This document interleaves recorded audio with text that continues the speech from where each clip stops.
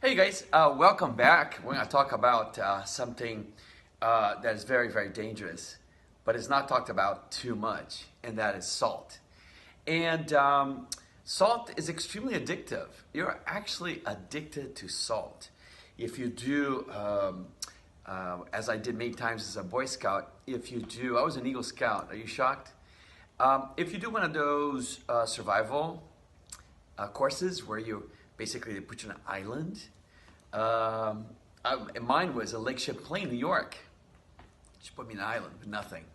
Anyhow, you notice that the trout that you catch, that the berries you gather are all very plain tastes.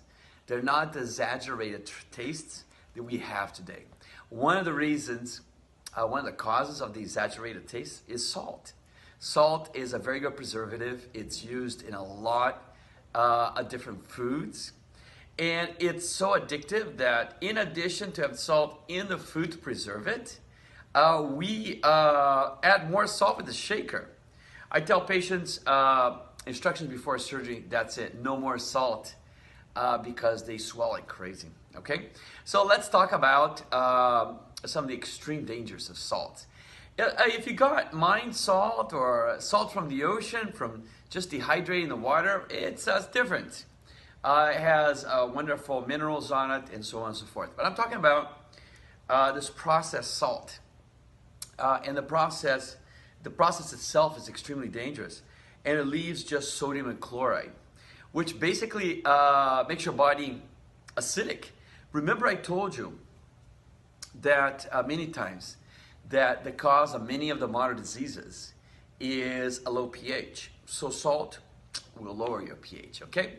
So let's talk about perhaps the most important element of the salt poisoning, and it's high blood pressure.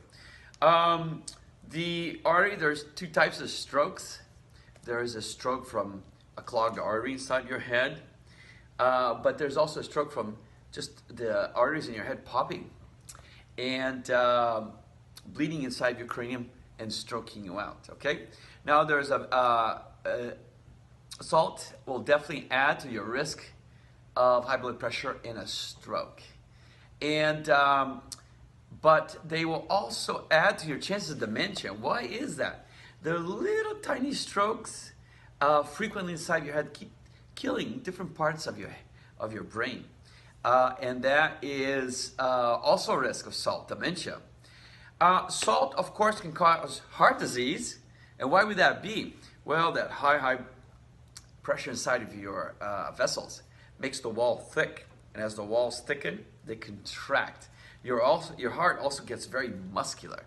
Muscular is good everywhere except in the heart. And it leads to heart disease, okay? Stomach cancer.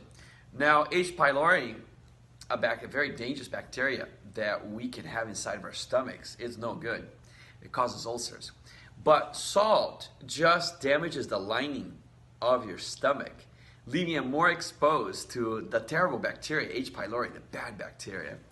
And so your stomach has good bacteria, like that, probiotics, but also bad bacteria, which is H. histolytica. And that will attack the now unprotected lining of your stomach and increase the chances of cancer of the stomach. Osteoporosis, when you consume a lot of salt, it makes your bones demineralize. Obesity, why? Why obesity? Does salt itself cause obesity? No, you retain about 2 liters of water. But the danger of salt is that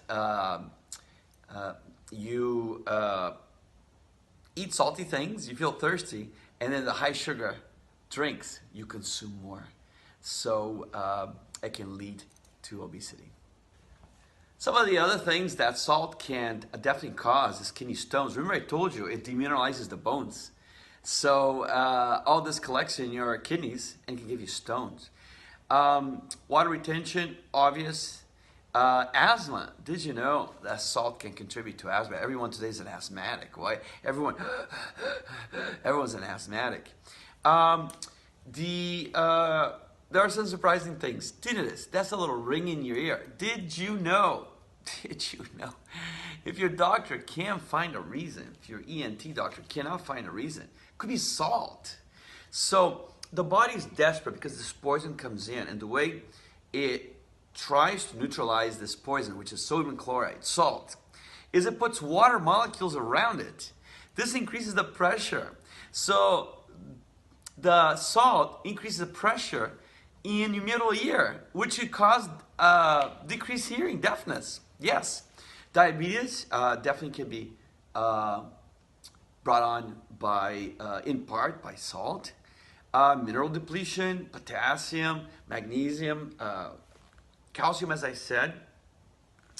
And let's talk a little bit about the salt substitutes. So the salt substitutes are usually based on potassium. So salt is sodium chloride. I was a chemist before I was a doctor. So the substitutes are usually based on potassium chloride. So why do people try to get away from salt? They have hypertension. Most people have, older people, have some kidney problem. So potassium salts, the salt replacements, are made out of potassium, making their condition even worse. All right, guys, so there is hope. Raise your head, put a smile on your face. There's a lot of great alternatives to salt. Olive oil, yes, for centuries and centuries, saving humanity, isn't it? Onions, people, garlic, lemon, little squeeze of lemon. I think vinegar is a great substitute for that wonderful flavor. Mushrooms, cut up mushrooms are great. Peppers, you're talking to Latin.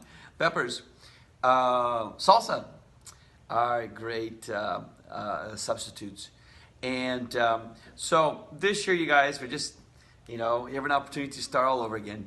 Let's decrease our salt consumption and have healthier lives. Remember, always go back to the paleo diet. So what does paleo mean? Paleo means before modern agriculture, kind of like Moses lived. Moses wandered around the desert of Judea, basically hunter and gatherer. So here's a good way to remember paleo. Fake like your plane fell in the Amazon, you survived. Is there salt in the Amazon? No!